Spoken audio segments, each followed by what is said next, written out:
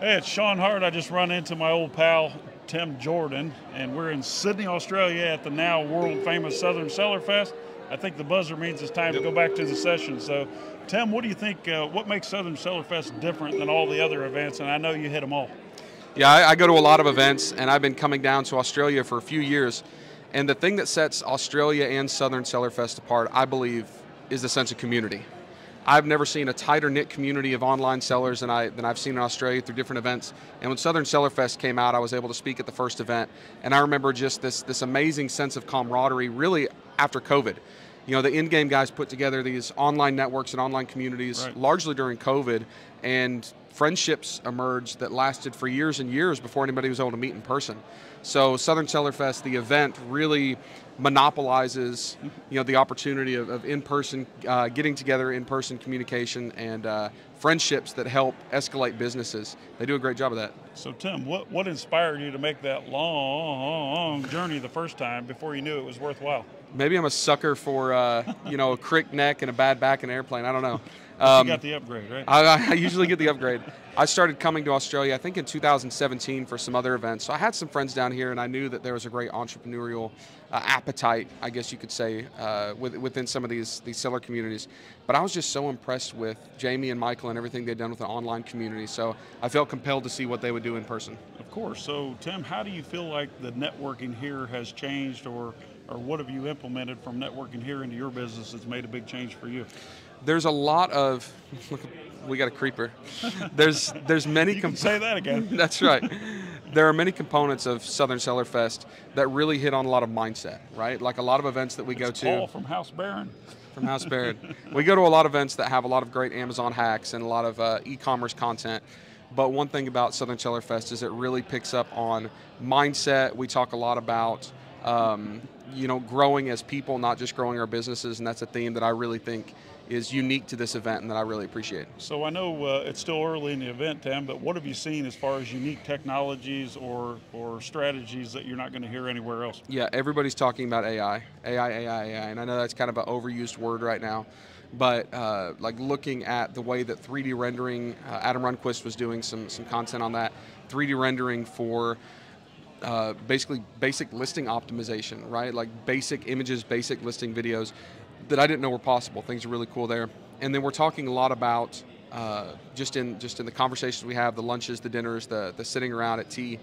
It seems weird to say at tea, right? It's very Australian. It's like tea time. Talking about customer acquisition. I know that Shawn talks a lot about this, and I know that it's somewhat old school. Like the idea of it is old school. Like why would we talk about newsletters? Why would we talk about email and address acquisition? But it continues to just. What continues to happen is we see that traditional good business, traditional marketing is impacting e-commerce in ways that are much more tangible and much more long-lasting than just the hacks and the tricks and the algorithms and things like that. You so stole it's like the words out of my yeah, mouth, just, but you just did it with good beautiful old-fashioned blue eyes. Look at this guy. Good old. They're kind of jet-lagged and drugged, I feel, but just general good business works. So, Tim, how is AI going to positively affect third-party sellers in the upcoming year?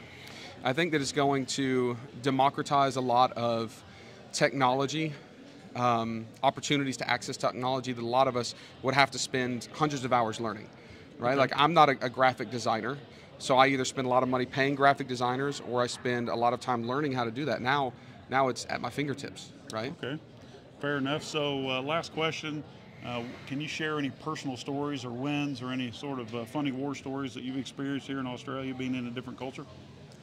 Yeah, words do not always translate the same. Like thongs? Like thongs, so thongs are flip-flops.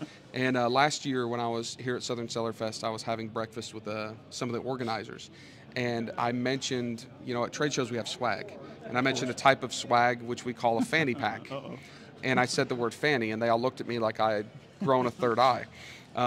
Any of you that are interested, Google what does fanny mean in Australia, and you'll understand why I messed up so big. Work. Yeah, well, it's safe for work in American, not in Australia. So that was interesting. Yeah, so don't Google fanny if you're at work. So for those watching this video or maybe listening to this from the awesome organizers, Michael and Jamie, what do you have to say for sellers out there who are thinking, maybe I want to make the trip through 16 time zones and crossed the international date line 17 times to get here. What do you have to say? Well, if you're thinking about just traveling somewhere fun while also, building your business, Australia's an easy place to go. I go to Asia, I go to many places in Europe. I've been to Africa, and it's tough traveling, right? Because the culture is so different, and it's just a little more of a culture shock. Australia, you land here, and it's like a good American city with funny accents, but everybody's really close. Where else the you gonna go camaraderie is where great. You have goofballs hanging out in the Yeah, background? goofball, these knuckleheads back here.